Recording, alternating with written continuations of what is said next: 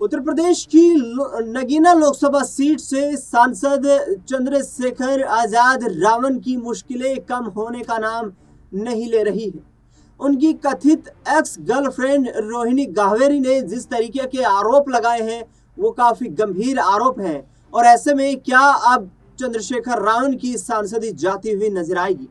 क्या चंद्रशेखर रावण के खिलाफ एफआईआर दर्ज होगी और क्या चंद्रशेखर रावण को यहाँ पर यौन उत्पीड़न के मामले में दोषी ठहराया जाएगा जैसा कि उनके ऊपर आरोप लग रहे हैं? दरअसल बता दें आपको कि चंद्रशेखर आजाद रावण जो कि उत्तर प्रदेश के एक उभरते हुए राजनेता हैं, आजाद समाज पार्टी के अध्यक्ष हैं और इसके साथ साथ नगीना लोकसभा सीट से 2024 के लोकसभा चुनाव में उन्होंने जीत भी हासिल की। ऐसे में अब उनकी एक्स गर्लफ्रेंड रोहिणी गावेरी ने कई बड़े आरोप लगाए हैं। उन्होंने कहा कि चंद्रशेखर आजाद रावण ने मेरा फायदा उठाने के लिए मुझसे दोस्ती की और उसके बाद मैं पढ़ाई करना चाहती थी तो उसने कहा कि वह उसे विदेश में पढ़ाई करने के लिए स्कॉलरशिप दिलाने में भी मदद कर सकता है, जिसको लेकर चंद्रशेखर रावण पर यहाँ खुलासा करते हुए जिस तरीके से उसके एक्स गर्लफ्रेंड रोहिणी गावेरी ने यहाँ पर दावे किए हैं कि चंद्रशेखर रावण ने इस बहाने से मेरे साथ यौन संबंध भी बनाए। उसने कहा कि वह लंबे वक्त तक मुझे इस्तेमाल करता रहा, वह मुझे विदेश भेजने के नाम पर लंबे वक्त तक मेरा शारीरिक शोषण करता रहा और उसके बाद जब मैंने उससे शादी की बात करी तो वह मुकर गया। हालांकि चंद्रशेखर रावण जो है वो अभी शादीशुदा जिंदगी में है, लेकिन रोहिणी गावेरी ने तो कई और बड़े खुलासे कर दिए। रोहिणी गावेरी का कहना है कि जिस तरीके से चंद्रशेखर रावण ने न सिर्फ रोहिणी गावेरी के साथ यानी कि मेरे साथ बल्कि अनेक जाटव समाज की लड़कियों के साथ इस तरीके की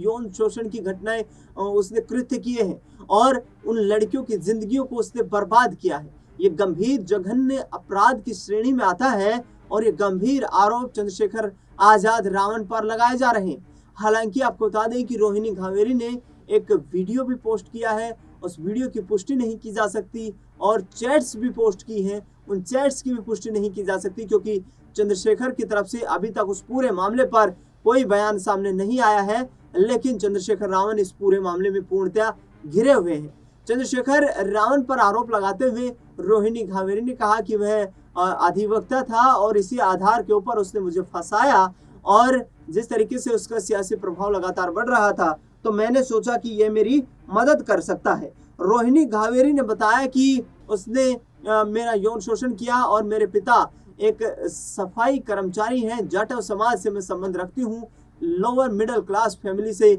मेरा ताल्लुक है और ऐसे में चंद्रशेखर रावण ने इसी बात का लाभ उठाया। हालांकि उन्होंने कहा कि चंद्रशेखर रावण से जब मैंने इस पूरे मामले में बातचीत की तो उसने कहा कि एक बुरा मेरा भूतकाल था यानी कि पास्ट था जिसको मैं याद नहीं करना चाहता हूँ, लेकिन आने वाले वक्त में मैं अपने परिवार के साथ खुशी से रहना चाहता हूँ और खुशी के पल बिताना चाहता हूँ। इस पूरे मामले को लेकर बीजेपी के नेता और उत्तर प्रदेश की कैसरगंज लोकसभा सीट से सांसद रहे बृजभूषण शरण सिंह ने भी चंद्रशेखर रावण को आड़े हाथों लिया है। चंद्रशेखर रावण को आड़े हाथों लेते हुए बृजभूषण शरण सिंह ने कहा है कि जिस वक्त देश की बेटियां मेरे खिलाफ आंदोलन कर रही थी उस दौरान चंद्रशेखर आजाद रावण लगातार मेरे खिलाफ जहर उगल रहा था,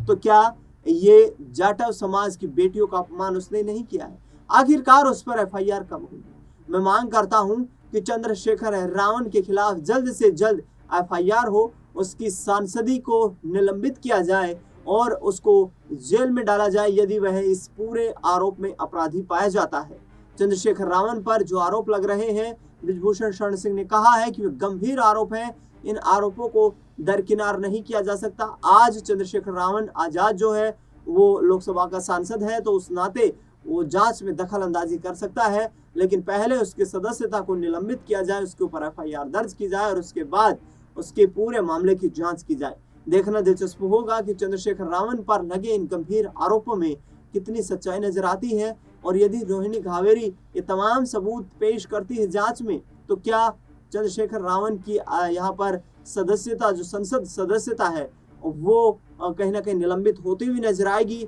और चंद्रशेखर रावण को क्या जेल की सलाखों के पीछे जाना पड़ेगा? फिलहाल इस खास रिपोर्ट में इतना ही। देश दुनिया से जुड़ी तमाम बड़ी खबरों के लिए देखते रहिए SPN9 न्यूज।